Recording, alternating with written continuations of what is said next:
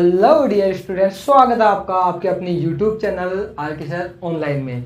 बच्चों, आज हम ग्लिम्स ऑफ द पास्ट ये जो लेसन है कक्षा 8 की हनी ड्यू बुक के चैप्टर नंबर 3 से है और एनसीईआरटी की बुक है ये और ग्लिम्सेज ऑफ द पास्ट इसका नाम है। चलिए शुरू करते हैं। सबसे पहले तो हम समझे ग्लिम्सेज ऑफ द पास्ट, जो इसका टाइटल है उसका मतलब क्या होता है। ग्लिम्सेज यानी होता है झलकी, ग्लिम्सेज यानी ग्लिम्स यानी झलकी होती है, लेकिन बहुवचन है तो झलकियां। ऑफ द पास्ट, पास्ट यानी अतीत, बीता हुआ समय। ग्लिम्सेज ऑफ द पास्ट का मतलब हुआ अतीत की झलकियां, अतीत की झलकियां। बिफोर यू रीड, पढ़ने से पहले इसके बारे में थोड़ा बहुत बताया गया है, उसको देख लेते हैं।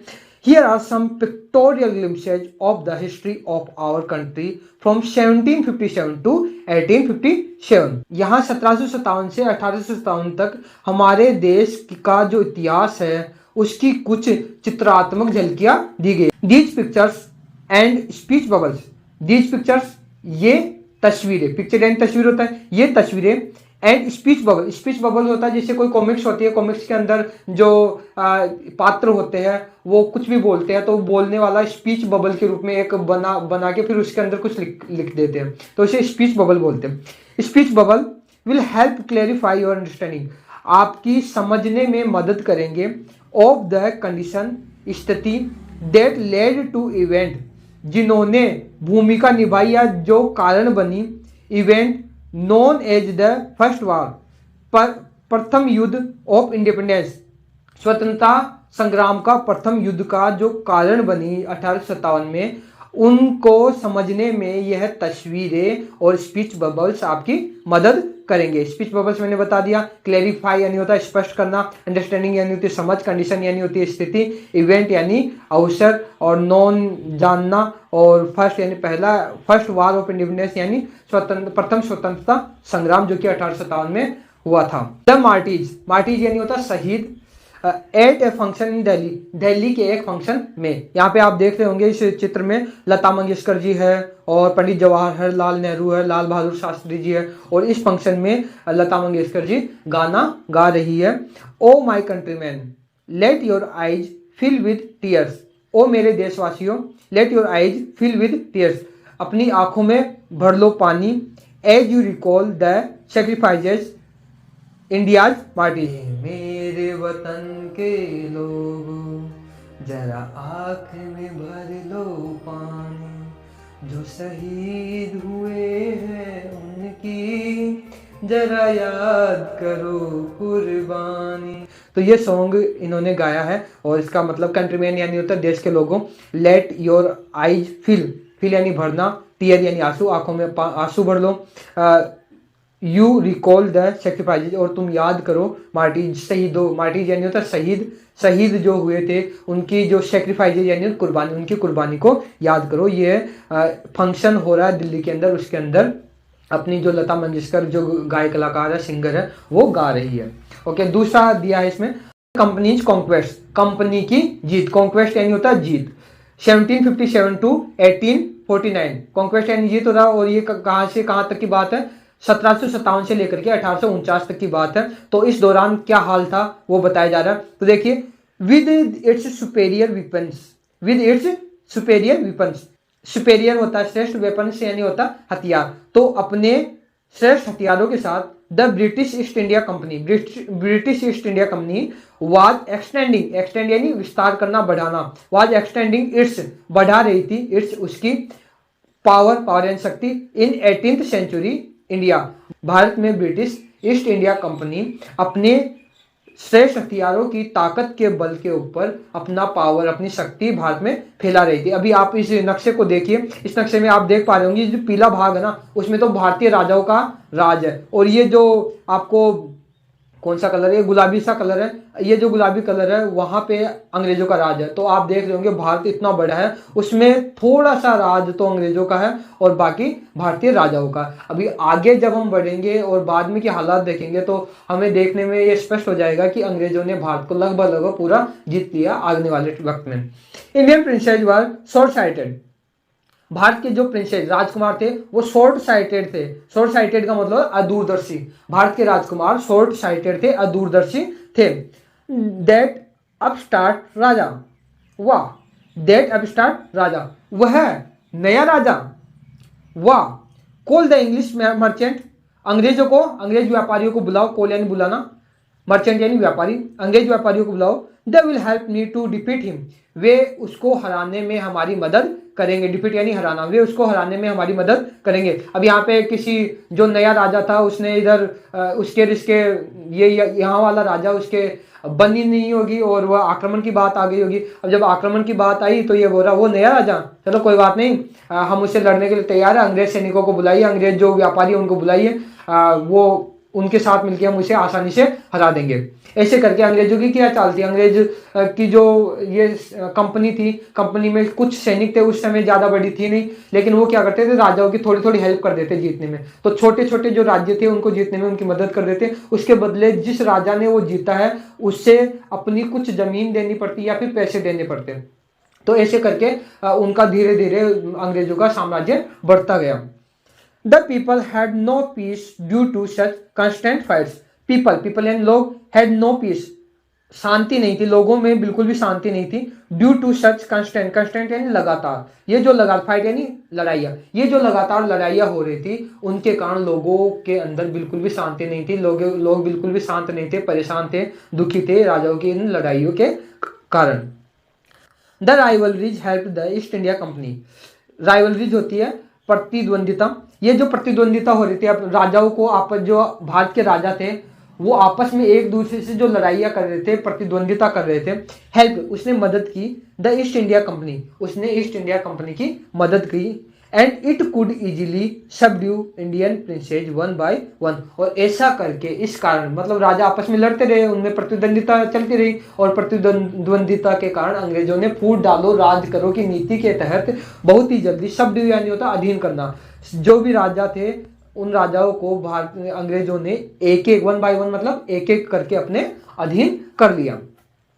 ए फार सीइंग रूलर, एक दूरदर्शी, फार सीइंग मतलब होता है दूरदर्शी, एक दूरदर्शी रूलर शासक, like the brave Tipu of Mysore, like Mysore के जो राजा थे टीपू, बहादुर टीपू जो थे, fort the British till he died fighting, जब तक कि वह लड़ते हुए मर नहीं गए, प्राणों को नहीं त्याग दिया, तब तक वो अंग्रेजों से लड़ते रहे, लेकिन इन्होंने हार नहीं मानी, अंग्रेजों की गुलामी स्वीकार नहीं करी। कौन थे? मैसूर के जो राजा थे टीपू। अब देखिए आगे क्या होता है, how did Indians react to these conquest, अब ये जो जीत हो रही थी, how did Indian react to these conquest, जो भारतीय लोग थे वो कॉन्क्वेस्ट यानी जीत होता, अब ये जो जीत हो रही थी, राजाओं की जो जीत हो रही थी, भाई जीत रहे थे, उधर अंग्रेज जीत रहे थे, तो ये जो जीत हो रही थी उनके बारे में हमारी जो प्रजा थी, हमारा जो देश के लोग थे, उनका क्या कहना था। अब यहाँ पे कुछ अमीर तबका है वो बातें कर रहे हैं। अब क्या होता है, बीच में पढ़ाते पढ़ाते हमारे पास में एक सड़क है, सड़क से वाहन गुजरते हैं, भाई साहब वाहन गुजरते हैं, उनमें गाने चलते रहते हैं जोर जोर से, तो बीच में बंद करना पड़ता है, बंद करके मैं नाच लेता हूँ, फिर वापस आ जाता हूँ। चलिए दोबारा शुरू करते हैं। थैंक गॉड, भगवान का लाख लाख शुक्र है। There is peace in the country now, देश में अब शांति है, पीस यानी शांति, कंट्री यानी देश। नो मोर वार्स, अब युद्ध नहीं है, and no looting by thugs, और लुटेरों के द्वारा, ठग्स के द्वारा लूटा नहीं जा रहा है। ठग यानी लुटेरे होते हैं, लूटिंग यानी लूट होती है। अब देखिए ये दूसरा क्या बोल रहा है, it is God who sent the British, यह भगवान ही है, यह भगवान ही है, हु सेंट द ब्रिटिश, जिसने ब्रिटिश लोगों को भेजा, मतलब ब्रिटिश लोगों के आने के बाद में ये लूट होना और ये सारी की सारी बंद हो गई है। अब तीसरा क्या बोला, how destiny is linked with them, हमारा जो डेस्टिनी होता, डेस्टिनी यानी होता भाग्य, हमारा जो भाग्य है वो उनके साथ में जुड़ा हुआ है। हमारा भाग्य किनके साथ में जुड़ा हुआ है? अंग्रेजों के साथ में जुड़ा हुआ है। ये तीनों ऐसे बातें करी, ये सारे के सारे पैसे वाले राजा वगैरह है ना। अब देखिए गरीब लोग जो है, जिनकी हालत खराब है, जो किसान वर्ग है, वो क्या बातें करते हैं।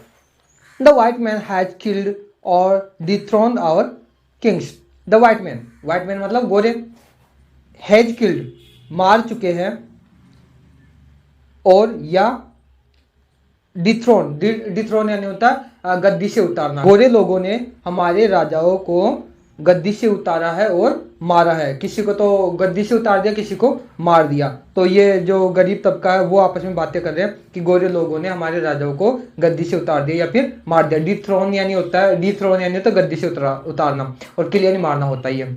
सम kings were not good but after all they were of this land. अब ये दूसरा वाला बोलता है कि कुछ राजा ठीक तो नहीं है, अच्छे नहीं है, बट लेकिन आफ्टर ऑल, लेकिन फिर भी, आफ्टर ऑल का मतलब फिर भी दे वर ऑफ दिस लैंड, फिर भी वो हमारे इस धरती के हैं।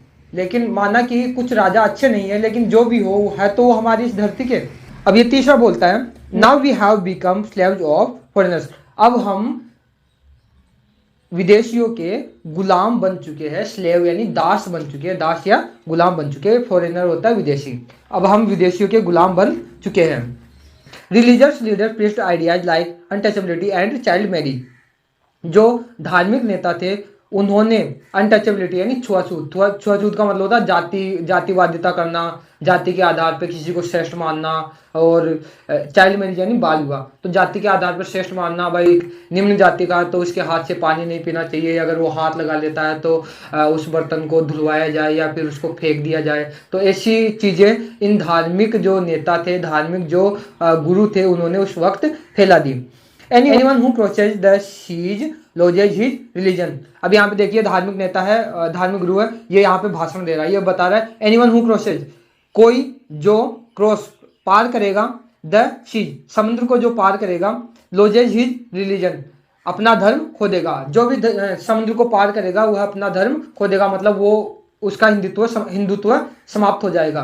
तो ऐसा करके इन्होंने ये चीजें फैलाई, यानी कि बाहर तो जाना ही नहीं, विदेशों में शिक्षा के लिए, इन सारी चीजों के लिए जाना ही नहीं है इनके हिसाब से। तो ऐसी जो अंधविश्वास है, ऐसी जो फालतू चीजें हैं, ये लोग फैला रहे थे, जिसके कारण हमारा देश और भी ज्यादा गर्त में जा रहा था। भाई अंग्रेजों को जानना है तो अंग्रेजी शिक्षा को सीखना था, अंग्रेजी शिक्षा को सीखने के लिए ब्रिटेन वगैरह था, उनके अंदर जाना जरूरी था। तो लेकिन ये लोग क्या कर रहे थे, जो बाहर जाएगा, समुद्र को त्यागना, समुद्र मतलब भारत के तीन तरफ समुद्र है, समुद्र के उस तरफ जाओगे यानी विदेश में जाओगे तो तुम्हारा धर्म नष्ट हो जाएगा, तुम दूसरे धर्म के हो जाओगे। तो ऐसी चीजें ये लोग फैला रहे थे। अब देखिए और क्या बोलते हैं, ऑल द मिजरी यानी कष्ट, all the misery in the world is due to woman. ये देखिए महान इंसान क्या बकवास कर रहा है। ऑल द मिजरी यानी कष्ट होता, सारे के सारे जो संसार के कष्ट है ना, संसार के जितने भी कष्ट है, इज ड्यू टू वुमन, वो सारे के सारे औरतों के कारण है। मतलब संसार के सभी कष्टों का कारण कौन है, औरतें हैं। और ये बिल्कुल सही बोल रहा है, क्योंकि इस जैसे दुष्ट इंसान को इसकी माँ ने पैदा कर दिया, तो ये पूरे देश के लिए कष्ट का सबक बन रहा है।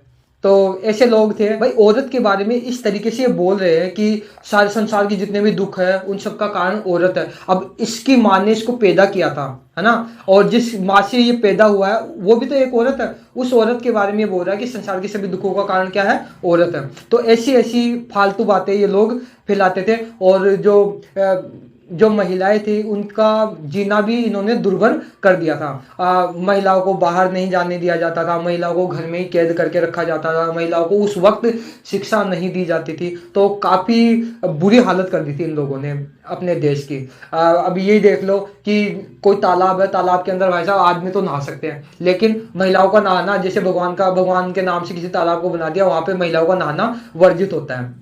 तो ये कितनी गलत बात है। और उसी तालाब में ना भैंसें नहा रही होती हैं, महिलाएं नहीं नहा सकती लेकिन भैंसें नहा सकती है। यानी कि जिस माँ की गोद से हम बाहर निकले हैं, जिस माँ की कोख से हम बाहर निकले हैं, वो तो भैंसों से भी बुरी होगी इनके हिसाब से।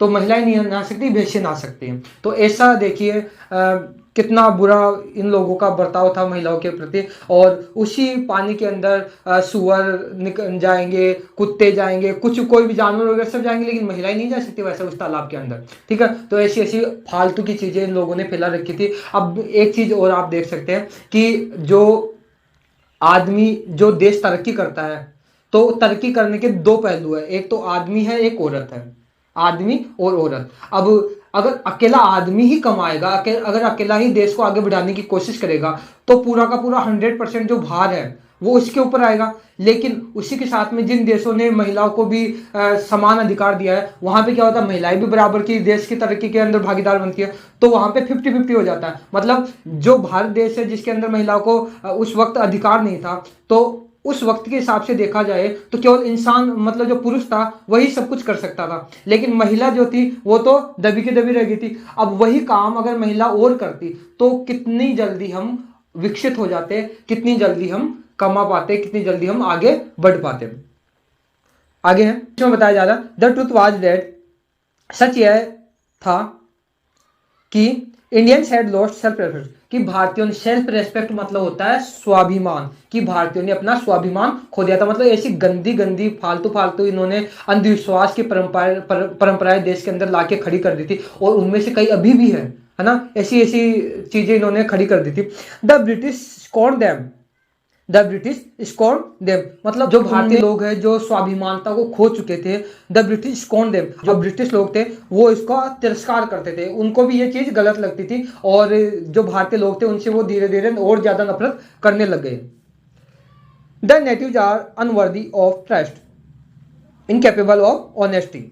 देखिए यहाँ पे क्या कहा जा रहा है, ये जो अंग्रेज है वो बोल रहा है द नेटिव्स, नेटिव मतलब जो मूल निवासी है यानी कि जो भारतीय लोग हैं, the natives are unworthy, unworthy यानी वर्दी यानी योग्य, अन यानी अयोग्य, अयोग्य है, और ट्रस्ट विश्वास के अयोग्य है, और क्या क्या कहा जा रहा है, इनकेपेबल ऑफ ऑनेस्टी, और ईमानदारी के लायक भी नहीं है, यानी ईमानदारी के योग्य भी नहीं है। ना तो भारतीय लोग जो यहाँ के मूल निवासी है वो ईमानदार है, और ना ही वो विश्वास के काबिल है। अब देखिए यहाँ पे अंग्रेजों का चमचा पीछे खड़ा है, वो क्या बोल रहा है, सच है योर ऑनर, सरकार बिल्कुल सच कह रहे हो, बट आई एम ऑनेस्ट, आपकी बात सही है कि भारतीयों ने ना अपनी सेल्फ रेस्पेक्ट खो दी है, वो विश्वास के काबिल नहीं है, वो ऑनेस्टी के काबिल नहीं है, लेकिन बात तो आपकी सही है, पर मैं तो ठीक हूं, मैं तो आपका ही चमचा हूं, मैं तो आपका ही गुलाम हूं साहब। ओके आगे देखते हैं। Being merchants the British wanted quick profit, being merchants व्यापारी के तौर पर, मर्चेंट यानी व्यापारी होते हैं, तो व्यापारी हो वो अंग्रेज क्या आए थे, व्यापार करने के लिए आए थे मेनली, तो वो तो राज तो बाद में करने लगे, उनको लगा कि ये देखो कैसे लोग हैं, इन पे राज करना तो बहुत आसान है, इनको मूर्ख बनाना बहुत आसान है, तो वो यहाँ पे राज्य करना स्टार्ट कर दिया उन लोगों ने। हमारे देश की कमजोरियों को देख के, हमारे देश में जो विविधता थी, जो एकता नहीं थी, उस चीजों को देख के इन्होंने अंग्रेजों ने फायदा उठाया, हालांकि ये व्यापार के लिए आए थे। तो बीइंग मर्चेंट व्यापारियों के हिसाब से, व्यापारी होने के कारण, the British wanted quick profit, British अंग्रेज क्विक प्रॉफिट अधिक लाभ प्राप्त करना चाहते थे, जल्दी प्रॉफिट एंड लाभ होता है, जल्दी लाभ प्राप्त करना चाहते थे, ज्यादा लाभ प्राप्त करना चाहते थे। Their heavy taxes forced farmers to abandon their fields, their उनके हैवी टैक्सेस, टैक्स यानी कर, भारी कर मतलब ज्यादा करों ने, उनके ज्यादा करों ने फोर्स यानी बल दिया, फार्मर्स टू अबेंडन, अबेंडन यानी छोड़ना, किसानों को छोड़ने के लिए देयर फील्ड्स। तो जो अंग्रेज थे वो क्या करते थे, वो क्या थे, व्यापारी थे, व्यापारी होने के नाते वो ज्यादा लाभ प्राप्त करना चाहते थे, ज्यादा लाभ प्राप्त करना चाहते थे। उन्होंने क्या कर दिया, वो भाई भारत तो उनके नियंत्रण में था, उन्होंने टैक्स को बढ़ा दिया, भाई टैक्स ज्यादा कर दिया। आप टैक्स ज्यादा कर दिया तो टैक्स के दबाव में जो भारतीय किसान थे वो लोग खेती को छोड़कर भाग रहे थे, उन्होंने अपने खेतों को छोड़ दिया। बट योर, अब देखिए ये आदमी क्या कहता है, but your man are taking all my crop. अब ये अंग्रेज को बोल रहा है कि सरकार आपके जो आदमी है वो मेरी सारी की सारी फसल ले गए, सरकार आपके जो आदमी है मेरी सारी की सारी फसल ले गए। You are still in arrears, अब ये बोल रहा है भाई फसल तो ले गए लेकिन यू आर स्टिल, स्टिल यानी अभी तक, एरियर्स यानी बकाया, तुम्हारा अभी भी बकाया, मतलब तुम्हारा जो तुम्हारे सिर पर था, फसल ले गए, फसल ले जाने के बाद भी तुम्हारा अभी भी बकाया है।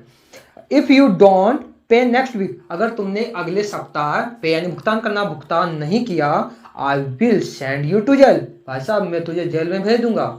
अंग्रेज आए और अंग्रेजों ने इस व्यक्ति जो है इसकी फसल ले ली, फिर बाद में फिर भी ये कहता है कि भाई साहब हम तेरा अभी भी बकाया है, और ये कहता नहीं सरकार मेरे तो सारी जो खेती थी, जो फसल थी वो आपके आदमी ले गए, लेकिन ये कहता अभी भी बकाया है और तुझे अभी भी और देना पड़ेगा 1 सप्ताह के भीतर, अगर नहीं देता तो वैसा तुझे जेल भेज दिया जाएगा। आगे बढ़ते हैं। Still the British invented other methods which gave them more profits। देखिए इतना होने के बावजूद भी, स्टिल यानी अभी, फिर भी, द ब्रिटिश इन्वेंटेड यानी आविष्कार करना होता है वैसे, लेकिन यहाँ पे खोजना है ना, खोजना है आविष्कार करना। द ब्रिटिश इन्वेंटेड, ब्रिटिश आविष्कार, जो अंग्रेज थे आविष्कार कर रहे थे, अदर मेथड, मेथड यानी विधियां, तरीके, दूसरे तरीके खोज रहे थे, which gave them more profit, जो उनको मोर यानी ज्यादा प्रॉफिट दे, जो उनको ज्यादा लाभ दे, ऐसे वाले तरीके वो खोज रहे थे। अब देखिए ये क्या कहता है, the goods manufactured in England should not have any import duty when brought into India. अब देखिए क्या चालाकियां करी जाइए, गुड्स, गुड्स यानी होता सामान, माल, गुड्स यानी माल, जो अंग्रेजों का माल आता था उधर से, कच्चा माल आता था तो उसके लिए बोला जाए, या फिर पक्का माल आता था, गुड्स यानी माल होता। The goods manufacture in England, goods जो माल इंग्लैंड में तैयार होता है, मैन्युफैक्चर यानी निर्माण होना, इंग्लैंड में जिस माल का निर्माण किया जाता है, should not have any import duty, उसके ऊपर आयात ड्यूटी, आयात कर, उसके ऊपर इम्पोर्ट ड्यूटी यानी आयात कर नहीं लगना चाहिए। व्हेन ब्रॉट इनटू इंडिया, जब वह भारत में लाया जाता है, जो इंग्लैंड में माल उत्पादित हो रहा है और फिर भारत में आ रहा है तो उसके ऊपर आयात कर नहीं लगाना चाहिए, जिससे क्या होगा, आयात कर नहीं लगेगा तो वो चीजें और सस्ती होगी, और सस्ती होगी तो ज़्यादा उनको खरीदा जाएगा, ज़्यादा उनको खरीदा जाएगा तो जो भारत में जो चीज़ें बन रही है वो महंगी लगेगी, महंगी लगेगी तो फिर बाद में लोगों का रुझान है वो अंग्रेज़ों की जो चीज़ें बनाई जा रही है उनके ऊपर ज़्यादा होगी, उनका माल ज़्यादा बिकेगा। और इससे क्या है कि भारत के जो भारत के उद्योग थे, कुटीर उद्योग थे, जो सारे के सारे इसके कारण तबाह हो गए, क्योंकि इनके ऊपर तो अधिक टैक्स लगता था, भारतीय लोगों के उद्योगों पर तो अधिक टैक्स लगता था और इनके ऊपर बिल्कुल टैक्स नहीं लग रहा, तो ऐसे करके ये अधिक लाभ में जाने लगे और भारत के कुटीर उद्योग बिल्कुल समाप्त प्राय हो गए। A good idea, good idea, एक अच्छा विचार है। अब ये कह रहा भाई वास्तव में बात तो आपकी बिल्कुल ठीक है। The East India company's laws began to cripple Indian industries, तो East India company's laws, East India company's के लॉ यानी होता कानून, ईस्ट इंडिया कंपनी के कानूनों ने बिगेन शुरू किया, वर्ग की सेकंड फॉर्म में बिगन शुरू किया, टू क्रिपल अपंग बनाना, मतलब टिका देना, घुटनों के बल टिका देना, इंडियन इंडस्ट्रीज, भारतीय जो उद्योग थे उनको घुटनों के बल टिका दिया और उनको बिल्कुल अपंग बना दिया, उनको बिल्कुल गरीब कर दिया, उनको बिल्कुल तबाह कर दिया। इन लोगों के जो अंग्रेज सरकार थे उनके कानूनों ने भारतीय उद्योगों को बिल्कुल समाप्त कर दिया। अब आगे देखिए, inevitably famines followed between 1822 and 1836, तो देखिए अनिवार्य रूप से अकाल पड़े, कब, 1822 से लेकर के 1836 के बीच में। भारतीय जो लोग थे उनके तो पहले से, गरीब लोगों की तो पहले से हालत खराब थी, ऊपर से 1822 और 1836 के बीच का जो काल था उस दौरान भयंकर अकाल पड़े थे देश के अंदर, और उस समय जो अकाल पड़े थे उसके अंदर 15 लाख मतलब 15 लाख आदमी, उस वक्त 15 लाख बहुत ज़्यादा होते थे, अब तो देश की जनसंख्या बहुत ज़्यादा बढ़ गई, तो उस वक्त 15 लाख आदमी इंडियंस डाइड ऑफ स्टारवेशन, भूख के कारण मर गए थे, 15 लाख आदमी भूख के कारण मारे गए थे। तो इतना खतरनाक अकाल पड़ा था 1822 से लेकर के 1836 के बीच में, इसको याद रखिएगा। अकाल कब पड़े थे, अकाल और महामारी से बोल सकते हैं कब पड़े थे, ये 1822 से 1836 के बीच में पड़े थे। कितने लोग मारे गए थे ये भी याद रखना है, 15 लाख आदमी इसमें मारे गए।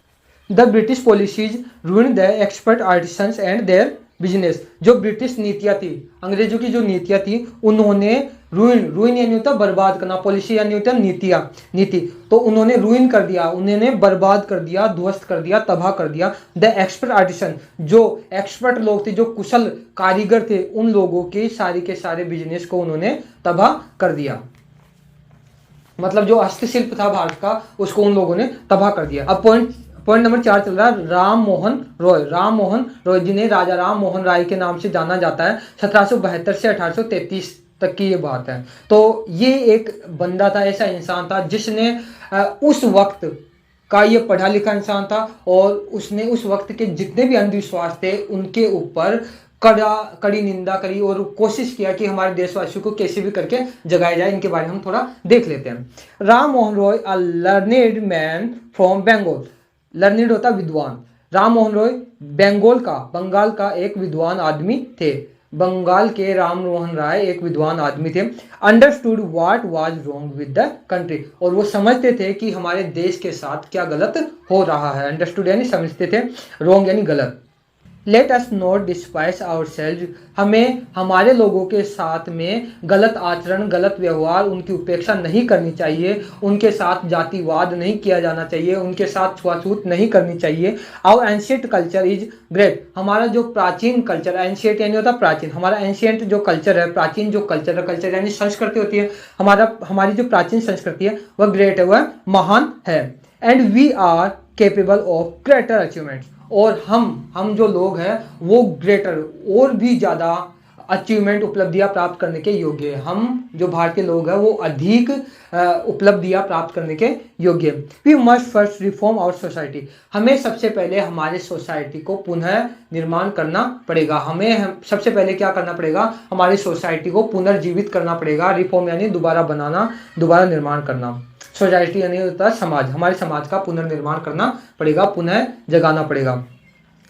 Superstitions have been ruining us, superstition होता है अंधविश्वास, क्या होता है सुपरस्टिशन यानी अंधविश्वास, अंधविश्वास have been ruining us, superstitions have been ruining us, अंधविश्वास हमें तबाह कर रहे हैं, हमें बर्बाद कर रहे हैं। मतलब हमारा जो देश है उसको बर्बाद करने के पीछे सबसे बड़ा जो कारण है वो ये अंधविश्वास है। ये जो धार्मिक लोग ये फालतू चीजें पढ़ा रहे हैं, फालतू चीजें बता रहे हैं, ये सबसे बड़ा अंधविश्वास हमारे देश को तबाह कर रहा है। ही टोल्ड हिज वाइफ उमा, अभी देखिए यहाँ पे क्वेश्चन बन सकता है कि राजा राम मोहन राय की बीवी पत्नी का नाम क्या था, उनका नाम था Uma. He told his wife, उन्होंने उनकी पत्नी उमा को बताया, cows are of different colour, cows are of different colour, गाय अलग अलग कलर की होती है, गाय विभिन्न कलरों की होती है, अलग अलग रंगों की होती है। But the colour of their milk is the same, भाई साहब गाय अलग अलग कलर की होती है, अलग अलग रंग की होती है, लेकिन गायों का जो दूध होता है ना उसका कलर तो सेम ही होता है। ठीक है, तो ये आगे बता रहे हैं different teachers have different opinions, अलग अलग टीचर यानी सिखाने वाले, अलग अलग सिखाने वाले के ओपिनियन, तरीके अलग हो सकते हैं।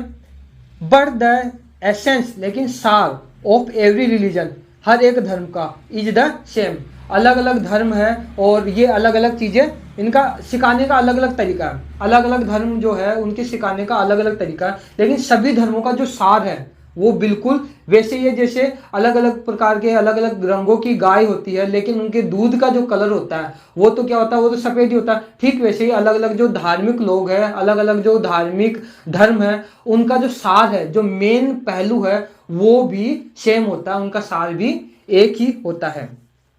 He was attracted by science and modern knowledge. He was attract यानी होता आकर्षित होना, तो वो आकर्षित थे, वे आकर्षित थे by science विज्ञान and modern knowledge और आधुनिक ज्ञान से, वे आधुनिक ज्ञान और विज्ञान से आकर्षित थे।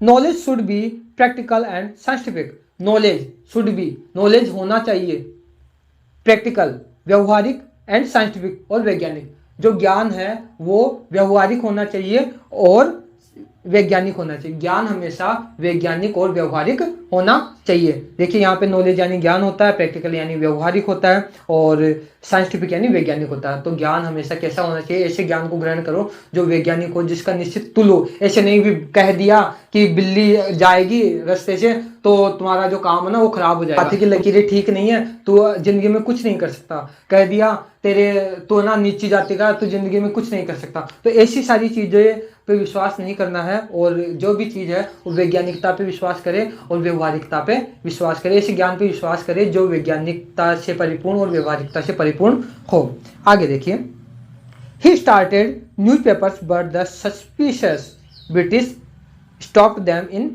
1823। ही स्टार्टेड, उन्होंने अखबार भी शुरू किया, लेकिन शक करने की प्रवृत्ति से पूर्ण जो ब्रिटिश सरकार थी उन्होंने उनके जो अखबार थे उनको 1823 में वापस रुकवा दिया। उन्होंने अखबार छापना स्टार्ट किया लोगों का पुनरुत्थान करने के लिए, लोगों को जागरूक करने के लिए, लेकिन जो अंग्रेज सरकार थी उनको इन पे शक हो गया और उन्होंने इनकी जो अखबार थी उनको रुकवा दिया। He crossed the seas and went to England to see what made the British powerful. There he told them. He crossed the seas. उन्होंने क्रॉस किया, उन्होंने पार किया सी समुद्रों को, यानी कि वो दूसरे देशों में गए। आपने पहले पढ़ा था क्या कहता थे, उसने क्या कहा था, उसने ये कहा था कि सीज को पार करोगे, समुद्रों को पार करोगे और दूसरे देशों में जाओगे तो तुम्हारा धर्म नष्ट हो जाएगा, तुम्हारा धर्म खत्म हो जाएगा। लेकिन इन्होंने क्या किया, इन्होंने समुद्र को पार किया, ये दूसरे देश में गए एंड वेंट टू इंग्लैंड, वो इंग्लैंड में गए to see what made the British powerful, ये देखने के लिए अंग्रेजों को क्या चीज थी जो ताकतवर बना रही थी, अंग्रेजों को कौन सी चीज ताकतवर बना रही थी।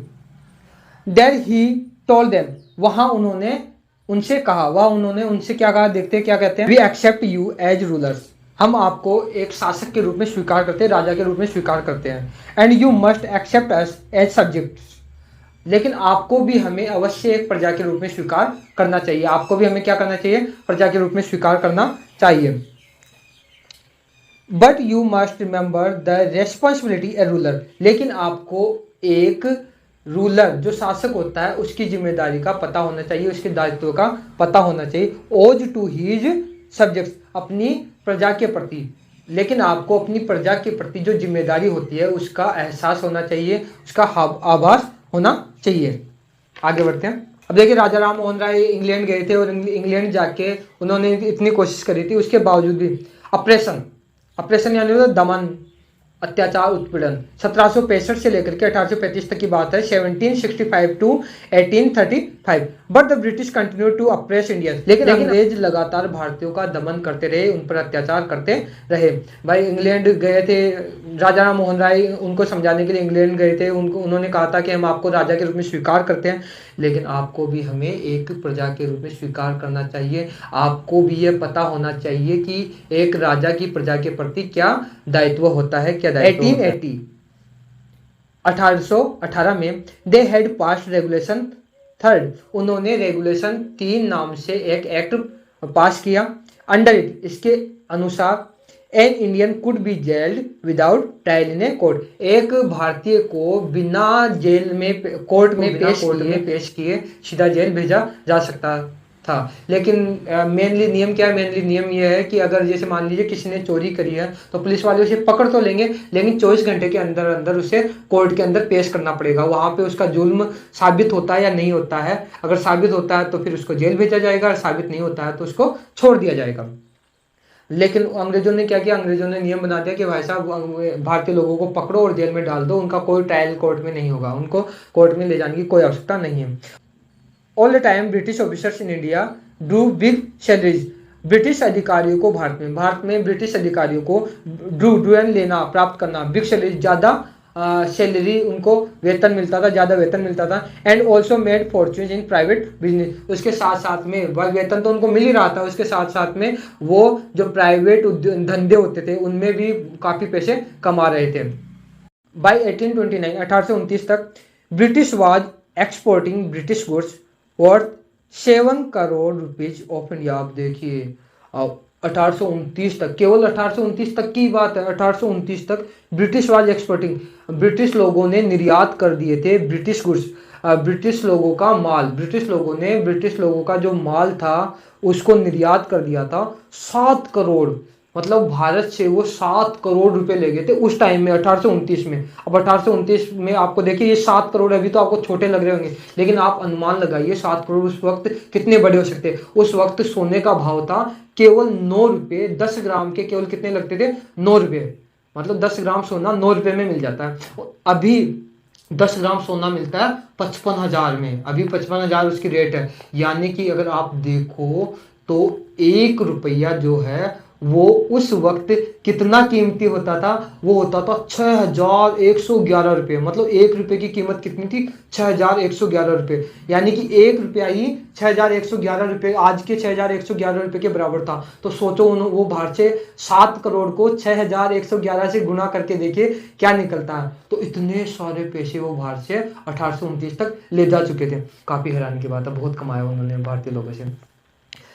Governor general Bentinck reported back home, governor general ने वापस जाकर रिपोर्ट किया, बताया the bones of cotton weavers are bleaching the plains of India, भारत के मैदानों में कॉटन वीवर्स, कपास बनाने वाले, कपास के बुनकर है, उनकी हड्डियों से कपास सींचा जा रहा है। उन्होंने देखो कितनी बड़ी बात करी, मतलब उनके ऊपर इतना ज़्यादा अत्याचार हो रहा है कि उनके जो खून पसीने की जो कमाई है, उनकी इतनी ज़्यादा मेहनत करवाई जा रही है कि उनकी हड्डियों से कपास को सींचा जा रहा है भारतीय मैदानों में। तो यहाँ पे इसने एक अपनी बात कही थी कि काफ़ी बुरा हाल है भारतीय लोगों का भारत के अंदर। अगला भाग जो है अगले पार्ट में पढ़ेंगे, पार्ट सेकंड में पढ़ेंगे। उम्मीद है कि आपको यह वीडियो बहुत ही अच्छा लगा होगा। अगर अच्छा लगा तो वीडियो को लाइक करें और आपके जो साथी है, आपके जो समकक्ष है, उनके साथ शेयर करें और हंसते रहिए, मुस्कुराते रहिए, लगे रहिए अपनी स्टडी में। Bye dear students.